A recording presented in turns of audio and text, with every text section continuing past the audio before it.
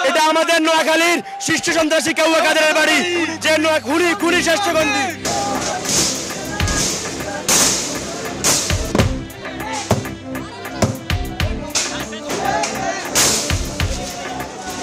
এই কাউয়া কাদের নোয়াখালীতে আমাদেরকে বিরোধী দলের যারা ছিল তাদেরকে কখনো ঠিকমতো কথা বলতে দেয় নাই। আমাদের মুখের যে অধিকার আছে, আমাদের কথা বলার অধিকার, আমাদের ভোটাধিকার এরা কেড়ে নিছে।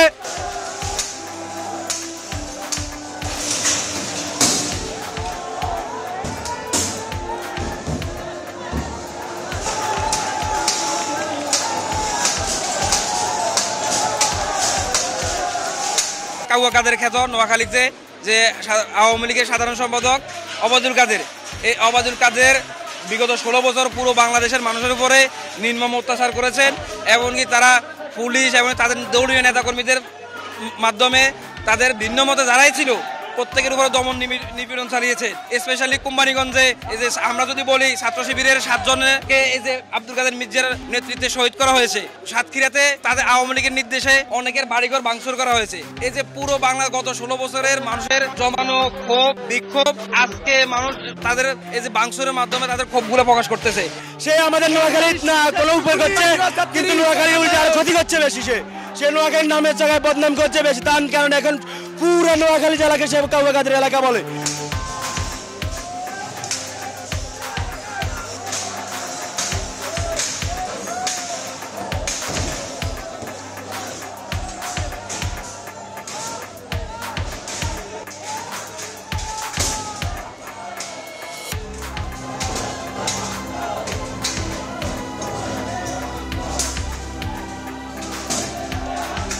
জনগণের দেখতেছেন আপনারা, তাদের যে রাগের বহিঃপ্রকাশ ওটা প্রকাশ করতেছে। আগামীতে যারা এই নোয়াখালীকে যারা নেতৃত্ব দিবে, যারা এমপি হবে, মন্ত্রী হবে, মন্ত্রিত্ব করবে, নোয়াখালীর ক্ষমতা যাবে, তারা এই কাউয়া কাদেরের বাড়ি থেকে শিক্ষা নেওয়া উচিত।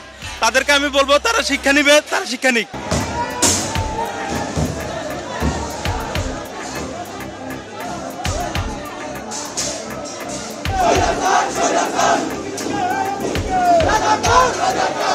এই যে এখানে শুধুমাত্র একদম কোনো ব্যক্তি না, এটা পুরো বাংলার মানুষ, পুরো নোয়াখালীর মানুষ, দলমত নির্বিশেষে সাধারণ মানুষ একসাথে নেমে এসেছেন। অবাদুল কাদের প্রতি মানুষের যে ক্ষোভ ছিল, এই ক্ষোভের বহিঃপ্রকাশ হিসেবে আজকে তার বাড়িঘরকে ভাঙচুর করা হয়েছে।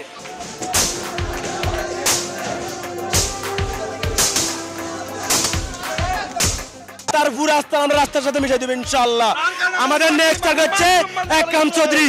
সে আমাদের 7 তারিখ সকাল এবং বিকাল এনএসটিউ এবং শিশু সন্ত্রাসী সিন্দি কামাল সহ আমাদের সোনাপুরে আন্দোলনকারী ভাই বোনদেরকে আঘাত করছে এবং আমাদের বোনদের গায়ে হাত তুলছে। এর পরিণাম আমাদেরকে পাইতে হবে। একরাম চৌধুরী অলরেডি জেলে, এর পাশে চাই আমরা। আর ওবায়দুল কাদেরকে বাইরে থেকে আনি আমাদের এখানে বাংলাদেশের পাশে কার্য করতে হবে হাসিনা সহ। আর আমরা তার বাড়ি একটু পরে বুলটিতে দিয়ে ভাঙিয়ে দেবো।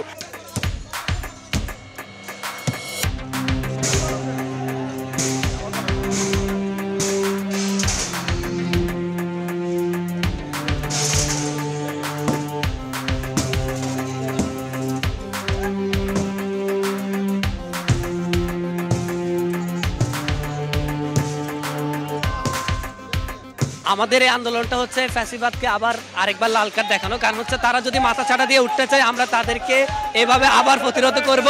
এবং বাংলাদেশের মানুষের কি পরিমাণ ক্ষোভ সেটা আজকে এই কর্মসূচির মধ্য দিয়ে আপনারা বুঝতে পারতেছেন।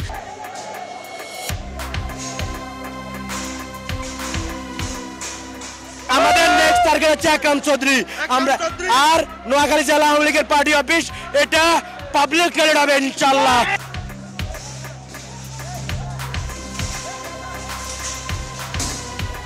সারা বাংলাদেশে ফ্যাসিবাদকে আমরা একটা মেসেজ দিতে চাই, তারা যদি আবারও পুনরায় মাথা ছাড়া দিয়ে উঠে আমরা তাদেরকে শক্ত হাতে দমন করব।